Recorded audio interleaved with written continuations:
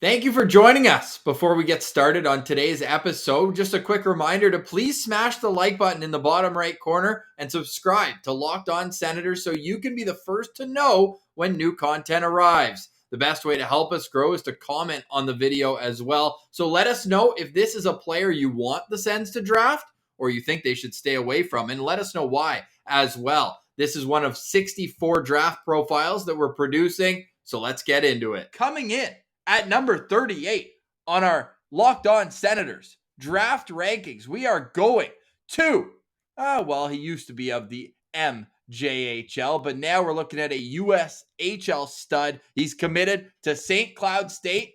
It's 6'2" centerman, Adam Ingram. With the Phantoms. That's another name that I don't feel gets used enough. Does Philly's farm team still use the Phantom, the Lehigh Valley Phantom?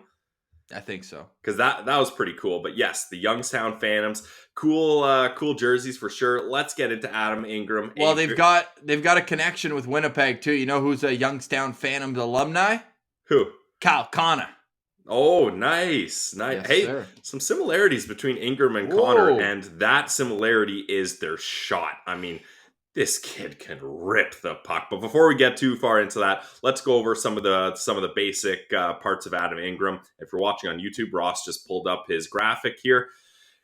He's 6'2", 165 pounds. In 54 games in the USHL, he had 26 goals, 29 assists, good for 55 points. He's committed to St. Cloud State University. And Ross, I'll let you go over the rankings because there is quite a range here for Adam Ingram. Well, nothing like we're about to see with the next two prospects on our list, but Chris Peters is the highest on him at 23. Sees him as a first-round talent. Bob McKenzie at 32. Scott Wheeler at 35. Elite prospects at 42, and JD Burke, their lead editor, he was banging the table on him. He wanted him more so in the 30s, but they settled at 42 there. And then Craig Button has him at 43. Pilsy, we weren't going to do Adam Ingram today, but Corey Pronman released his full rankings now. He has him all the way down at 74, so that pushed him all the way back to an average of 41.5. But I'm enamored with his shot, and I'm enamored with the way he creates offense. So I'll let you take it from there because his shot is certainly head and shoulders. I would say top 5 shot in this draft class. Probably the best we've seen yet. I think yes. I'm comfortable in saying that. Maybe there's some better shots moving forward, but at number 38, Adam Ingram's is the best we've seen yet. He led the Phantom in points, 12 more than the next player. And this is a guy, Ross, he was passed over in his WHL Bantam season for the WHL draft. So he said, all right, I'll stay in the MJHL. And then he decided to go over to the USHL. And I think he's happy about that because he got put in a great situation. And what I like best about him is he has no hesitation letting this puck fly as soon as he receives a pass. A lot of his goals from highlights I saw were from the high slot, even some like at the top of the circle. Like, it doesn't matter where he is. He's confident enough that he can beat a goalie one-on-one. And he also has a knack for getting on breakaways. He had a bunch of breakaway goals. And I think I saw 4 or 5 breakaway goals, Ross. And each time, the exact same move. Yeah, and you could play them all side by side, and they would time out in synchronization. Because he just goes a little forehand, backhand, deke, and then backhand. And as the goalie's sliding over, he slides it 5-hole under the goalie. And it's working. So if it ain't broke, don't fix it. But I would have liked to see a little more creativity there. But if he's scoring goals, I don't blame him for going back to the same old trick.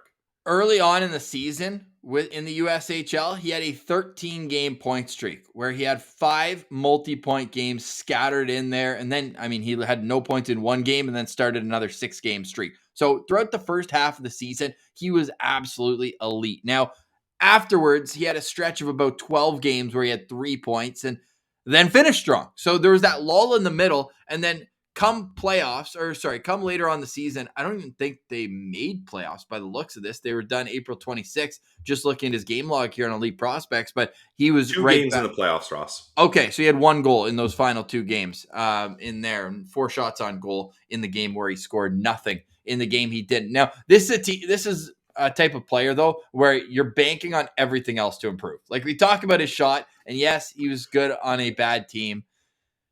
The skating is pretty tough. Like the stride is tough. It's choppy. He played center and wing, but just based on his foot speed, He's a winger. he's a winger. Big Now time. we put C because the NHL Central Scouting has him listed as a centerman.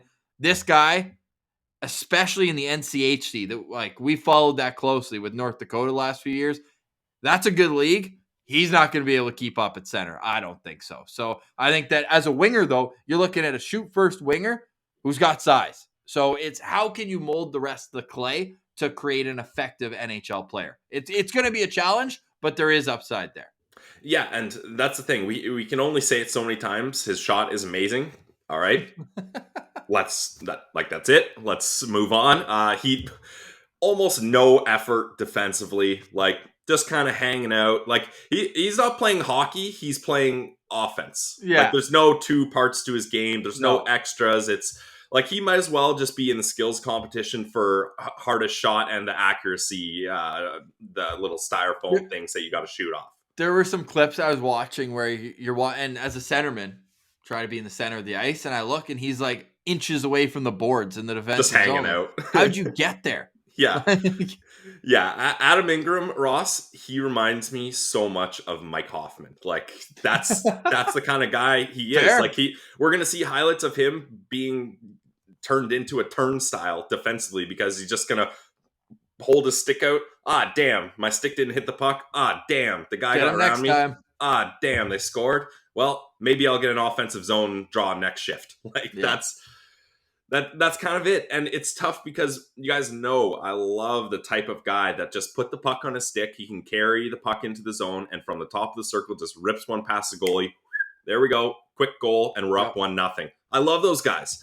But he has nothing else. There's nothing else there. I know it's too bad because there is some raw skill there, and he's a good Winnipeg boy, so you love to see that. But also, like he scored at every level. Here, I'll pull up his. And you know what? Here's something that's working against him as well, Pillsy. One of the oldest kids in this draft class. He's born October 23rd, so he's one of those late 2003 birthdays who are still looking to get drafted here. And I think that a team will probably snatch him. I think in this probably is range, right? Like. We're seeing just Pronman had him way below, but everyone else is right before. You can become enamored with the size and the shot and be like, oh, I can fix the skating. It's all good, right? So October 14th, 2003, big kid, still has a lot of room to fill out that frame at 6'2", still a light kid, good West St. Paul, Manitoba. And the scoring here going down to his scoring logs, like, imagine being his teammate this year, man, with the Winnipeg Hawks under 17, 32 goals,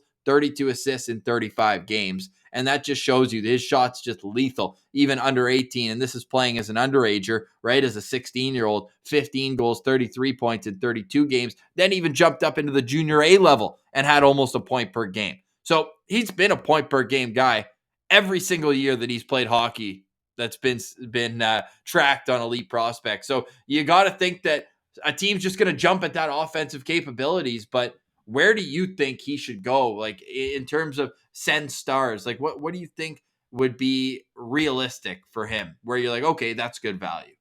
Well, before I do that though, Ross, I think his shot being so good has actually been a detriment to his game because he just leans on that. Yeah.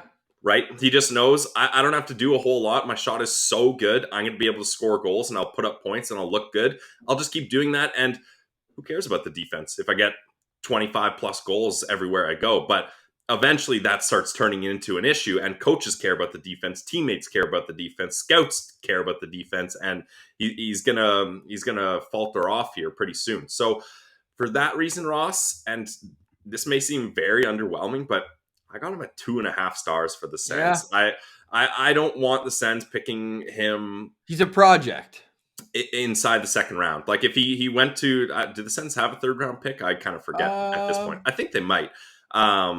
I wouldn't want them picking him with either second round pick because two third round picks. Yeah. So if they decide to take a flyer on him in the third round, okay. But I'm not going for him in the second round. And if another team does, good luck to them. But I like his shot. Enough said.